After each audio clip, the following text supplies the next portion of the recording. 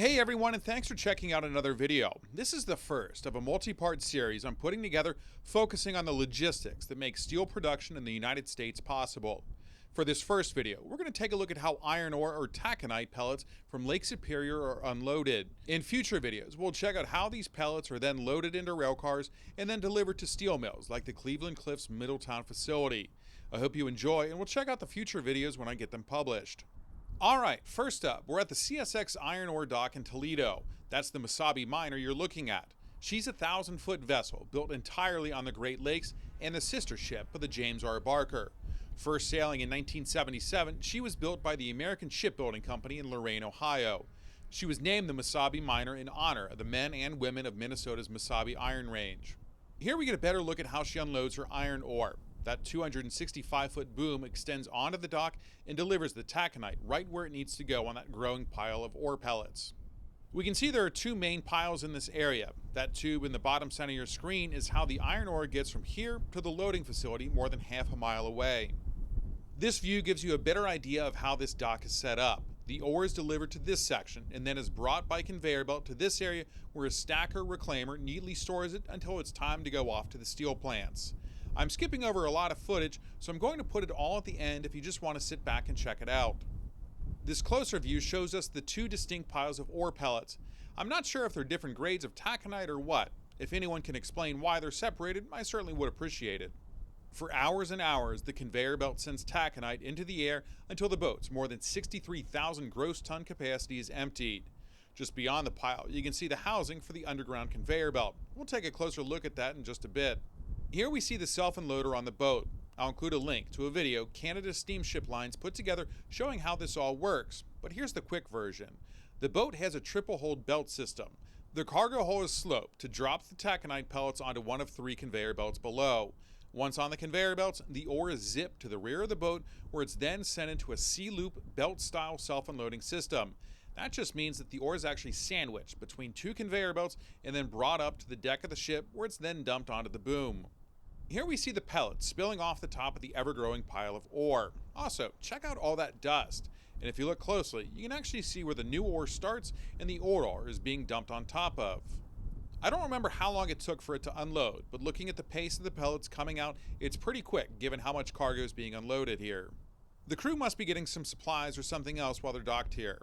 I'm curious if anyone knows what the crew does during this time. I'd imagine that self-unloading equipment is pretty loud, so it'd probably be pretty tough to sleep. Let me know if you know any information. Here we see the view from the other side of the boat. As we go down the length of the boat, does anyone know what the unloading procedure is for something this big? Do they do specific cargo holds first, or is it maybe something as simple as start at one end of the boat and work your way to the other while adjusting the ballast tanks? Thanks to anyone who can offer some insight.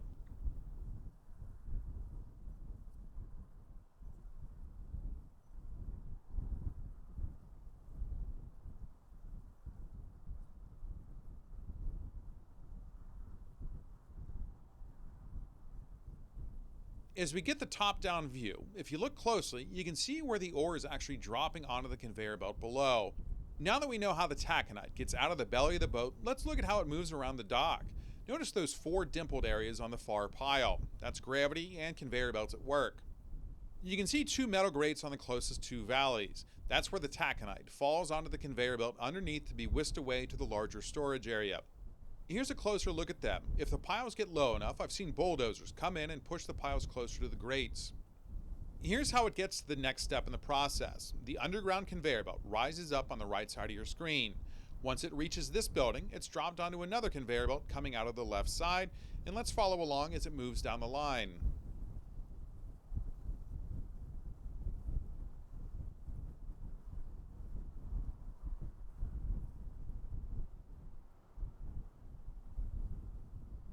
So here's where the taconite heads after being unloaded and taking a ride on the conveyor belt. A stacker reclaimer sends it to a pile on either side of that conveyor belt. You can see the pellets sliding down the sides after being dropped from above. These stacker reclaimers really are impressive. By the way, I just noticed that this one does not have the reclaimer portion on the end where it's unloading the ore. We'll see these loading taconite in a future video. The Mesa machine is actually quite nimble. It's able to move up and down the length of the storage area on these rails. The conveyor belt is able to adjust to the movement on the fly, and as far as I know, it requires no adjustment since it stays the same length no matter where it is on the dock. Here's a better view of the conveyor belt. You can see it rises up carrying the taconite and then drops the pellets onto a second conveyor belt here. Meanwhile, the main belt does a U-turn, rides right back down, doing another U-turn here, and then travels the length of the storage area before yet again turning 180 degrees to start this trip all over again at the other end of the dock. These massive counterweights make this possible. They balance out the machine and keep it from tipping over.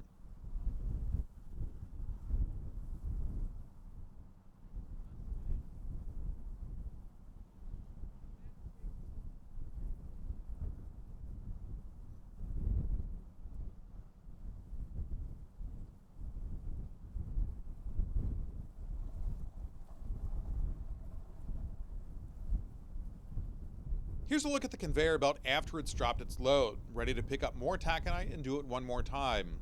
We'll close this video with one last look at the unloading process. Notice how the boom adjusts where it's dropping the taconite onto the pile. I hope you enjoyed this look at how iron ore is unloaded here at the CSX TORCO dock. In our next video, we'll look at how the ore is loaded onto a freight train and what crews do during the winter when it's so cold the pellets freeze together. There's still plenty of video of this process to come if you want to check that out.